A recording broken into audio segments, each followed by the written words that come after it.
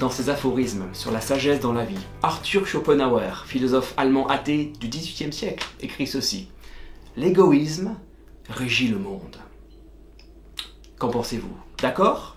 Pas d'accord? D'un côté, nous pourrions reprocher à Schopenhauer d'avoir une vision pessimiste de la vie, n'est-ce pas? Le monde n'est pas seulement régi par l'égoïsme, mais aussi par l'altruisme, l'amour d'autrui, la solidarité entre les hommes. Mais d'un autre côté, nous pourrions reconnaître le réalisme du philosophe allemand, qui a aussi écrit ceci, je cite: « L'égoïsme inspire une telle horreur que nous avons inventé la politesse pour le cacher. Mais il perce à travers tous les voiles et se trahit en toute rencontre. » Le monde n'est-il pas finalement régi, dominé par l'égoïsme? Si vous vous sentez concerné, si vous reconnaissez que l'égoïsme ou l'orgueil est un problème dans votre vie ou dans celle des autres, la Bible a ce qu'il vous faut, un serviteur qui s'est humilié jusqu'à la mort. Dans la 4e strophe du 4e chant du serviteur, le prophète Ésaïe annonce que ce serviteur va subir une mort volontaire. Regardez le verset 7. Il a été maltraité, il s'est humilié et n'a pas ouvert la bouche, semblable à un agneau qu'on mène à la boucherie, à une brebis muette devant ceux qui l'attendent.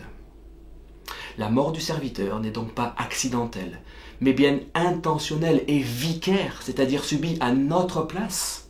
Regardez le verset 8. Il a été emporté par la violence et le jugement. Dans sa génération, qui s'est soucié de ceux qu'il était retranchés des vivants à cause des crimes de mon peuple, de la plaie qui les avait atteints? Mais en même temps, la mort du serviteur est arbitraire dans la mesure où il n'avait rien fait de mal et ne méritait pas de mourir. Regardez le verset 9. On a mis son tombeau parmi les méchants, son sépulcre avec le riche, quoiqu'il n'avait pas commis de violence et qu'il n'y avait pas eu de fraude dans sa bouche.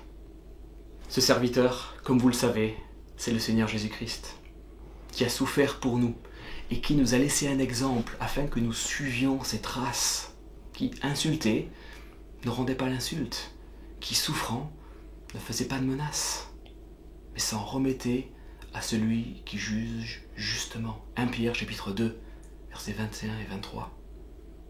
Si le serviteur s'est humilié ainsi jusqu'à la mort, s'il a renoncé à ses droits pour nous servir en acceptant de mourir pour nous, à combien plus forte raison devrions-nous nous humilier, renoncer à nos droits pour le servir et pour nous servir mutuellement?